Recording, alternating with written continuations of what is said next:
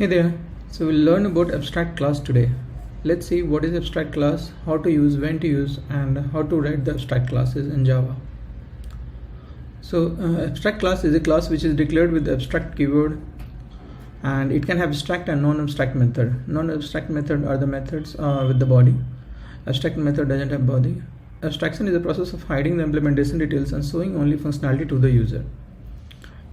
It is one of the object-oriented principles as well. It shows only essential thing to the user and hides the internal details. For example, sending SMS, you type the text and send the message. You don't know the internal processing about the message delivery.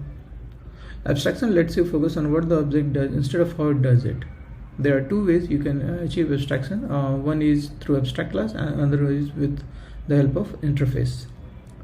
Now, since you know how to define the abstract class, let's learn what are the rules of defining abstract class. An abstract class must be declared with the abstract keyword. It can have abstract and non-abstract methods.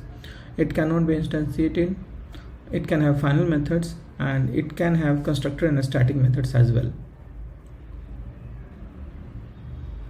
Now, as I said, to define the abstract class, you need to use the abstract keywords. You can see before class you need to use abstract, and method can also be abstract. To do that, abstract keyword you have to use with the method as well.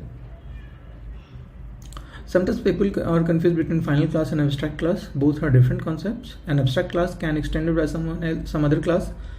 In that, an class provides the body to the abstract methods, the overriding class or the extending class, child class. But in case of final class, a final class cannot extend it by any other class. We make a final class when we don't allow the inheritance of that class. So let's understand with the help of an example. So suppose you have a shape as an abstract class. Shape can have color, area, and get colors method like this.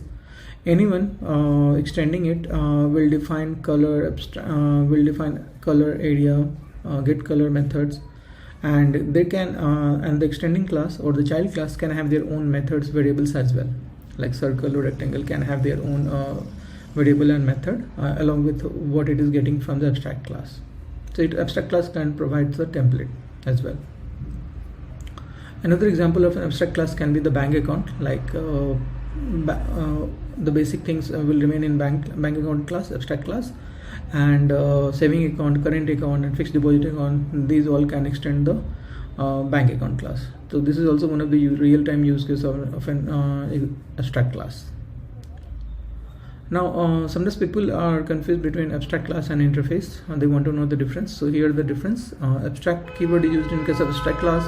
In case of interface, we use interface keyword. Subclasses extends abstract class. Subclasses implements interface. In case of Java 8 onwards, interfaces can have default and static methods. Abstract class can have implemented methods and 0 or more abstract methods. We can extend only one abstract class, and that's the limitation of Java, but we can implement more than one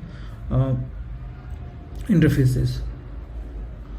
Now by default all the variables are static and final in an interface. But in case of abstract class, we can define any type of variable. So that is the benefit of declaring an abstract class. Okay. Now we know what is the difference between abstract class and interface. You can pause the video and go through these differences again. We have seen the basic examples and use cases of defining an abstract class. What is the benefit of it? We saw the difference between abstract class and final class, and how to declare and what are the different rules. Remember these rules, which is very important while defining or working with the abstract class. And we also saw what is abstraction in case of object-oriented programming. So that's all from abstract class in Java today. I hope you guys understood what is abstract class, how to use it, or what are the different rules. We also see some examples. If you have any question related to abstract class, you can write in the comment section. We'll try to answer those. And if you think the videos are helpful, do like the video and subscribe to the channel. Thank you so much.